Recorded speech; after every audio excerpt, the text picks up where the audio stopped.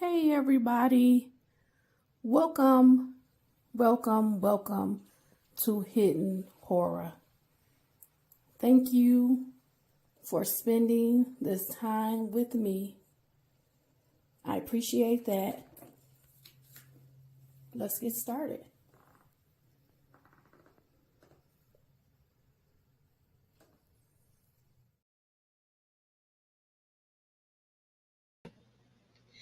Good afternoon. Hey everybody. Welcome to Hidden Horror. How are you guys doing today? How are you feeling? Are you well? Are you doing good? Are you enjoying this beautiful fall weather? I am. Well, I'm here today because again, we have the trial of Negasi Zuberi. This is week number 2, and I wanted to bring you some more of the testimony, let you know what's going on with his trial. So I did have a post somehow on my Hidden Horror Facebook page. It was deemed spam. The article itself, I guess, was hitting some type of metric and they pulled the article. So I asked for them to review it because the article is not spam. It's actually talking about week 2 of the Negasi Zuberi trial. And this is very informative, it's educational to share with you this prosecution. So I hope that they decide to post the article because I like to share the articles with you. So if you ever want to go back, refer to them, read them, share them yourselves, or have a discussion about them, or go into the comments, you can do that, right? So I have to pull up the article. So my apologies. Um, I'm hoping that Facebook will decide to share the article. Um, I don't know if they will. They said it will take up to 4 days, and the article again was removed, and it said that it violated the community standards on spam. But it's not a spammed article. It's an article discussing the trial of Mr. Zuberi in the testimony. So hopefully that will be fixed, but we're going to move on. The article is coming from dailytidings.com. It's titled Klamath Falls Negasi Zuberi Trial Update. Police testify about arrest. So if they're not going to post the article back on the Hidden Horror Facebook page, you're able to go on dailytidings.com, or if you go into one of the search online engines and type in Negasi Zuberi trial, you'll probably be able to find it there, or you can just listen to my full video because I'm going to read the article to you as I always do. I like to get reported information that's accurate and complete. So I'm going to read the article to you also, okay? And then we have one short video. I always try to include a video that gains your attention, that's talking about the trial, okay? So let's get started. This article is by Diane Migaw. It's dated today, October 16, 2024, okay? The trial of 30-year-old Negasi Zuberi of Klamath Falls, who is on trial for kidnapping 2 women and keeping 1 captive, as well as on S and weapon charges, continued this week in Medford after drama and surprise at that trial last week. The court's attention has now turned to the arrest of Zuberi. So the trial started off with a surprise, a bang, boom, boom, bang, and they brought in to depict. I guess they wanted to demonstrate, his efforts in keeping the cinder cell block in the garage of the rental property. They brought some items in to demonstrate that. It was very shocking. It was very surprising. It kind of started the trial off with a bang in a sense. It gathered people's attention and interest back into the Negasi Zuberi case, right? So Yeah. So let's continue. So we're in week 2 of the trial, okay? Zuberi is accused of kidnapping 2 women, one of whom he allegedly held captive by impersonating a police officer in Seattle in June of 2023, placing her hand in handcuffs and leg irons to drive her overnight to his Klamath Falls home and then locking her in a homemade concrete block cell in his garage. So, my background, what you see over here and over here, this is the inside of the cinder block cell. The cell was made of some cinder blocks put together that allegedly Mr. Zubari purchased from a home improvement store. He also purchased a door. So what you're seeing is the interior. So that's drywall. That's a chair there. It was a fan because allegedly this area was very, very hot. So this is to keep the person as comfortable as possible. There's a light in there and a bottle of water. Okay. So let's continue. Reno police later identified Zubari's vehicle and arrested him after tracking devices in his Honda Pilot and cell phone enabled the FBI to locate the vehicle. So the FBI used his own vehicle and his cell phone to track his whereabouts and found him at a Walmart in Reno, okay? Wearing a white shirt buttoned to the top, including collar and blue slacks, the 5'8" Zubari was escorted into the courtroom by 2 security staff. Reno, Nevada police testified in court yesterday about Zubari's arrest on July 16, 2023, while police body cam video played in court. So they played the police body cam from his arrest at the Walmart, okay, in Reno, Nevada. Interesting. A Federal Bureau of Investigation FBI agent also gave evidence about Zubari's Honda Pilot that they searched in Reno a day after the suspected kidnapping. Dylan Staples, a Reno police officer, testified that police found Zubari's vehicle with Zubari and a child inside at a Reno Walmart parking lot on July 16, 2023. Zubari is seen being ordered to exit the vehicle with his hands up on police dash cam footage. Staples said while Zubari put hands out of the window, he then retracted them and ignored instructions to exit the car.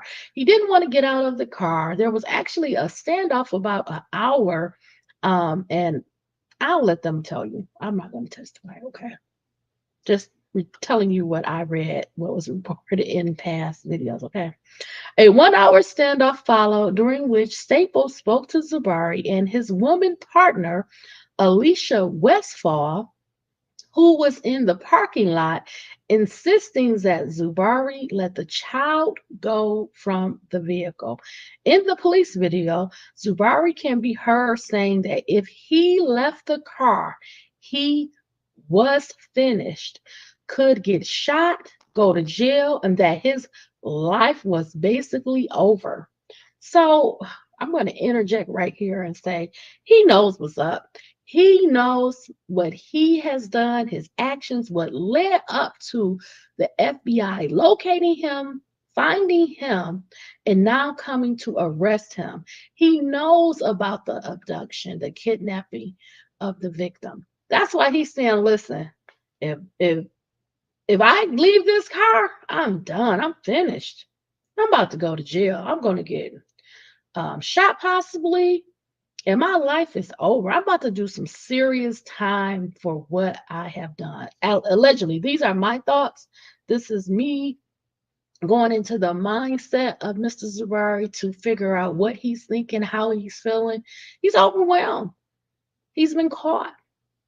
He's thinking, I'm in big trouble now. I'm going down. That's how I interpret it, okay? Police can be heard repeatedly telling Zubari to put his hands up, open the door, and exit the vehicle with his hands up. Zubari kept asking police how they found his car. So he isn't caring what they're saying. These are orders from law enforcement. Put your hands up, open the door, and get out of the vehicle. Exit the vehicle because their concern is the safety of that child that's there. You don't want that child to be hurt. Put your hands up, open the door, and exit the vehicle. We need to see your hands. Hands. Okay? Westfall told Zubari, whom she called Sakima, to just get out. It's okay. Staples assisted with Zubari's arrest and walked him to an ambulance for medical treatment for a leg wound. In her cross-examination, Amy Potter, Zubari's defense lawyer, said at least 6 police cars and 6 police officers surrounded Zubari in the parking lot, and several officers had guns drawn and pointed at Zubari's vehicle. Well, why wouldn't they? They know from the interview with the alleged victim that Mr. Zubari allegedly had a gun and other weapons. So why wouldn't the police be prepared with the same? Okay, not a big deal. And police officers are going to carry a taser, a gun, possibly other weapons, flashlight, etc. Okay. Broadway was concerned about the child as he wondered what Zubari's next move could be before exiting the car. There was a gash on Zubari's leg with quite a bit of blood. Broadway also wanted to prevent the child from being used as a human shield and asked Zubari to exit but leave the child on the seat. Zubari said the right thing is unaliving myself. What did I tell you, guys? They don't want to be caught. They don't want to be prosecuted. And they do not want to go to jail or go back to jail. So his mindset is, what did he say? I'm finished. I'm done. It's over. I might as well unalive myself. He knows what's coming. He knows. Broadway testified that once the young child was safe and the suspect was in custody, their goal had been achieved. The trial is continuing and expected to take 3 weeks. And for law enforcement, listen, bravo, good job. Nobody's hurt. Everybody's safe, intact. The child is safe, returning to mom. And we also have our suspect in custody. Bravo, okay? Good job. So this is week 2 of Mr. Zubari's trial. I'm going to try to continue to bring you this information. So let's play this quick video and then we'll wrap it up, okay?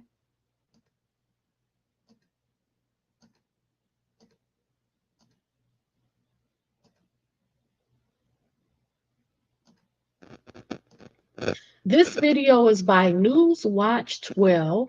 It's titled Klamath Falls Kidnapping, Weapons Crime Suspect Reviewed His Arrest During Court. It's less than 3 minutes. Thank you, Matt. On to a Crime Watch tonight. A witness in trial says he knows one of the victims in a federal kidnapping case, and she's a Klamath Falls woman. Newswatch 12's Jerry Howard is in studio tonight, tracking the case in court every day for us of this trial, where Greg Larry Jr. did testify today. Jerry. Yeah, Haley. Greg Lara is a private investigator who testified he was a bouncer at Pikey's Irish Pub in Klamath Falls, May 5th, 2023. When a woman customer encountered Negasi Zuberi. After his testimony, he talked exclusively with Newswatch 12 about what he saw that night. Greg Lara Jr. says he knows one of Negasi Zuberi's kidnapped victims. She's a nice girl, quiet, friendly. she'd probably do anything to help anybody. Lara also says she told him Zuberi used a gun and handcuffs to subdue her and take her to a cinder block cell in his Klamath Falls garage. What do you know about that? I was told it was inside the mayor's house. He had built a concrete cell down there to keep people that he would kidnap or allegedly kidnap. That account parallels an account by a Seattle woman who says Zuberi kidnapped and raped her. Lara testified in court Tuesday he was the lead bouncer at Pikey's Irish Pub in Klamath Falls, May 5th, 2023, when the woman was a regular customer there for Cinco de Mayo. Lara also identified Zuberi from pub surveillance camera images as entering the pub that night, the only night he's ever seen Zuberi there. What sort of sense you might have picked up from Mr. Zuberi at the Pikey? I didn't really know him that well. He only came in the first time. That was the first time I ever saw him coming in. Lara said he never saw Zuberi interact with the woman while she was inside, and he said the woman was drinking, yet not excessively, leaving before close, and Lara, walked her outside to keep her safe as she left alone.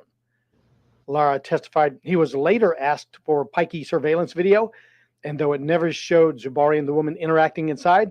Did you saw Zuberi on surveillance video? Yes, sir. And how did he approach her? How did that happen? He talked to her outside early, and I saw them walking off. And then they went out of the camera view. Yeah, Lara says the pub customer is a Klamath Falls woman who told him she reported her kidnapping to police 2 months before the suspected second kidnapping. Zuberi was in court watching Reno Police body cam video today as they testified about his arrest there. Haley? The way Trump is. Okay. So allegedly he has some victims, allegedly, possibly another victim. They just didn't charge him with it.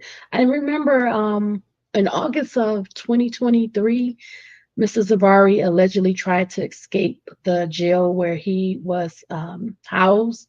And initially they didn't charge him with that, but they later brought those charges. So sometimes law enforcement, along with the prosecutor, will make decisions about how many victims that they're going to prosecute.